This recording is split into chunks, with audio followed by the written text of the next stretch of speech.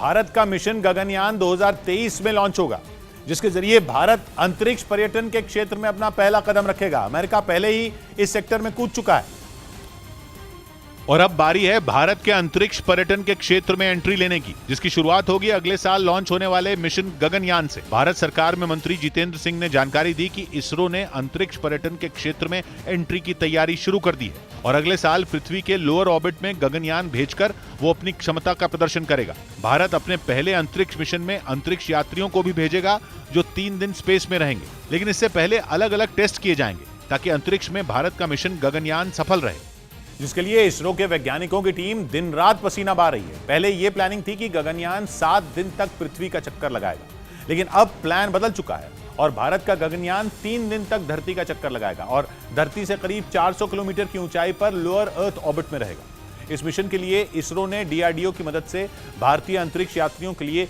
एक विशेष सूट तैयार किया है, जिसे पहनकर भारतीय वायुसेना के 3 पायलट गगनयान में सवार होंगे। ये पायलट रूस से इसकी ट्रेनिंग पूरी करके लौटे हैं और फिलहाल बेंगलुरु में गगनयान मॉड्यूल की ट्रेनिंग ले रहे हैं। 2023 में गगनयान की असली उड़ान से पहले इसके 3 टेस्ट भी किए जाएंगे, जिनमें इसमें इंसान नहीं रोबोट सवार होंगे, जिसके लिए इसरो ने व्योम मित्र नाम की रोबोट तैयार की है, जो अंतरिक्ष से इसरो को अपनी रिपोर्ट भेजेगी, जिसके बाद भारत अगले साल अपने 3 पायलट अंतरिक्ष में भेजेगा।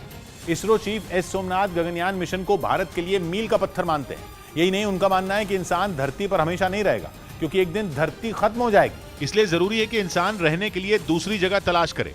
इसरो चीफ एस सोमनाथ ने यह बयान अंतरिक्ष यात्रा की अहमियत को समझाते हुए दिया। एक सवाल के जवाब में एस सोमनाथ ने कहा कि डायनासोर की तरह एक दिन इंसान भी धरती से खत्म हो जाएगा, जिसके लिए या तो वो खुद जिम्मेदार होगा या प्रकृति। इसलिए इंसानों ने नई जगह रहने के लिए नहीं चुनी, तो एक न एक दिन धरती खत्म होगी और उसके साथ इंसान भी।